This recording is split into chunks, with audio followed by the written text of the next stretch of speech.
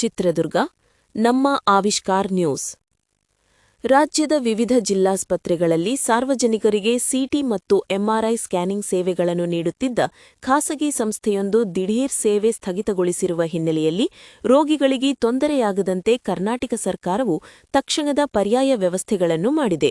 ಈ ಕುರಿತು ರಾಷ್ಟ್ರೀಯ ಆರೋಗ್ಯ ಅಭಿಯಾನದ ಎನ್ಎಚ್ಎಂ ಅಭಿಯಾನ ನಿರ್ದೇಶಕರು ಅಧಿಕೃತ ಪ್ರಕಟಣೆ ಹೊರಡಿಸಿದ್ದು, ಸಾರ್ವಜನಿಕರು ಆತಂಕಪಡುವ ಅಗತ್ಯವಿಲ್ಲ ಎಂದು ಭರವಸೆ ನೀಡಿದ್ದಾರೆ. ಸರ್ಕಾರಿ ಆಸ್ಪತ್ರೆಯಲ್ಲಿರುವ ಡಯಾಗ್ನಾಸ್ಟಿಕ್ ಸಂಸ್ಥೆಗಳಿಗೆ ಸರ್ಕಾರ 140 ಕೋಟಿ ರು ಬಾಕಿ ಮೊತ್ತ ಪಾವತಿಸದಿರುವುದೇ ಸೇವೆ ಸ್ಥಗಿತಕ್ಕೆ ಕಾರಣವಾಗಿವೆ. ಪರಿಣಾಮ ಸ್ಕ್ಯಾನಿಂಗ್ಗೆ ಬರುವ ಜನರು ಪರದಾಡುವಂತಾಗಿದೆ. ರಾಜ್ಯದ ಸಾರ್ವಜನಿಕ ಆರೋಗ್ಯ ಇಲಾಖೆಯ ಇತಿಹಾಸದಲ್ಲಿಯೇ ಆತಂಕಕಾರಿ ಬೆಳವಣಿಗೆಯಾಗಿದ್ದು, ರಾಜ್ಯದ 14 ಜಿಲ್ಲಾ ಕೇಂದ್ರಗಳೆಲ್ಲ ಬಡವರಿಗಾಗಿ ಮೀಸಲಾಗಿದ್ದ ಉಚಿತ ಸಿಟಿ ಮತ್ತು ಎಂಆರ್ಐ ಸ್ಕ್ಯಾನಿಂಗ್ ಸೇವೆಗಳು ಸಂಪೂರ್ಣವಾಗಿ ಸ್ಥಗಿತಗೊಂಡಿವೆ. ಸರ್ಕಾರಿ ಆಸ್ಪತ್ರೆಯಲ್ಲಿರುವ ಡಯಾಗ್ನಾಸ್ಟಿಕ್ ಸಂಸ್ಥೆಗಳಿಗೆ ಸರ್ಕಾರ 140 ಕೋಟಿ ರು ಬಾಕಿ ಮೊತ್ತ ಪಾವತಿಸದಿರುವ ಕಾರಣವೇ ಸೇವೆ ಸ್ಥಗಿತಕ್ಕೆ ಕಾರಣವಾಗಿವೆ. ಪರಿಣಾಮ ಸ್ಕ್ಯಾನಿಂಗ್ ಸೇವೆಗಳಿಗೆ ಬರುವ ಜನರು ಪರದಾಡುವಂತಾಗಿದೆ. ರಾಜ್ಯ ಸರ್ಕಾರವು ಜಿಲ್ಲಾಸ್ಪತ್ರೆಗಳಲ್ಲಿ ದುಬಾರಿ ಯಂತ್ರೋಪಕರಣಗಳನ್ನು ಅಳವಡಿಸಲು ಮತ್ತು ನಿರ್ವಹಿಸಲು ಸಾಧ್ಯವಾಗದ ಕಾರಣ ಸಾರ್ವಜನಿಕ ಖಾಸಗಿ ಸಹಭಾಗಿತ್ವ ಮಾದರಿಯಲ್ಲಿ ಕೃಷ್ಣ ಡಯಾಗ್ನಾಸ್ಟಿಕ್ ಲಿಮಿಟೆಡ್ ಸಂಸ್ಥೆಯೊಂದಿಗೆ ಒಪ್ಪಂದ ಮಾಡಿಕೊಂಡಿದೆ. ಈ ಒಪ್ಪಂದದ ಪ್ರಕಾರ ಆಸ್ಪತ್ರೆಯ ಜಾಗದಲ್ಲಿ ಸಂಸ್ಥೆಯು ಯಂತ್ರಗಳನ್ನು ಅಳವಡಿಸಿ ತಂತ್ರಜ್ಞರನ್ನು ನೇಮಿಸಲಾಗಿದೆ. ಬಿಪಿಎಲ್ ಕಾರ್ಡ್ ಹೊಂದಿರುವವರಿಗೆ ಉಚಿತವಾಗಿ ಮತ್ತು ಇತರರಿಗೆ ರಿಯಾಯಿತಿ ದರದಲ್ಲಿ ಸ್ಕ್ಯಾನ್ ಮಾಡಲಾಗುತ್ತದೆ. ಇದರ ವೆಚ್ಚವನ್ನು ಸರ್ಕಾರವು ಸಂಸ್ಥೆಗೆ ಮರುಪಾವತಿ ಮಾಡಬೇಕಾಗುತ್ತದೆ. ಆದರೆ ಕಳೆದ ಹಲವು ತಿಂಗಳುಗಳಿಂದ ಅಥವಾ ವರ್ಷಗಳಿಂದ ಈ ಬಿಲ್ ಪಾವತಿ ಸಮರ್ಪಕವಾಗಿ ನಡೆಯಲಿಲ್ಲ. ಈಗ ಬಾಕಿ ಮೊತ್ತ 140 ಕೋಟಿ ರುಗೆ ತಲುಪಿದೆ. ತಂತ್ರಜ್ಞರ ವೇತನ, ವಿದ್ಯುತ್ ಬಿಲ್, ಯಂತ್ರಗಳ ನಿರ್ವಹಣೆ ಮತ್ತು ರಾಸಾಯನಿಕಗಳ ವೆಚ್ಚವನ್ನು ಭರಿಸಲು ಹಣವಿಲ್ಲದ ಕಾರಣ ಅವರು ಸೇವೆಯನ್ನು ಸ್ಥಗಿತಗೊಳಿಸಲಾಗಿದೆ ಸಂಸ್ಥೆಯ ವಾದವಾಗಿದೆ. 14 ಜಿಲ್ಲೆಗಳಲ್ಲಿ ಸಮಸ್ಯೆ: ಚಿತ್ರದುರ್ಗ, ದಾವಣಗೆರೆ, ತುಮಕೂರು, ಕೋಲಾರ, ಶಿವಮೊಗ್ಗ ಸೇರಿದಂತೆ ರಾಜ್ಯದ 14 ಆಯಕಟ್ಟಿನ ಜಿಲ್ಲೆಗಳಲ್ಲಿ ಈ ಸಮಸ್ಯೆಯಾಗಿದೆ.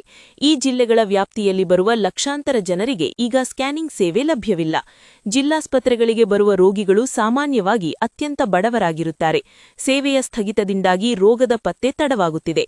ಇದು ಸಾವಿನ ಪ್ರಮಾಣ ಹೆಚ್ಚಾಗಲು ಕಾರಣವಾಗಬಹುದು ಎಂಬುದು ತಜ್ಞ ವೈದ್ಯರ ಅಭಿಪ್ರಾಯವಾಗಿದೆ.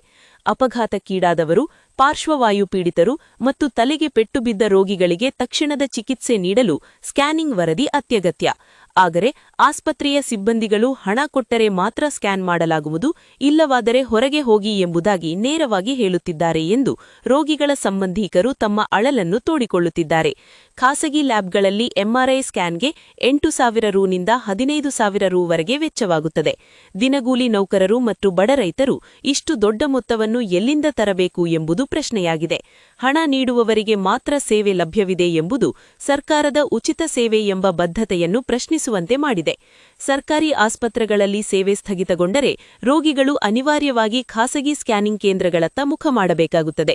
ಇದು ಖಾಸಗಿ ಕೇಂದ್ರಗಳಿಗೆ ವರದಾನವಾಗಲಿದ್ದು, ಅವರು ಮನಬಂದಂತೆ ಹಣ ವಸೂಲಿ ಮಾಡುವ ಸಾಧ್ಯತೆಯಿರುತ್ತದೆ.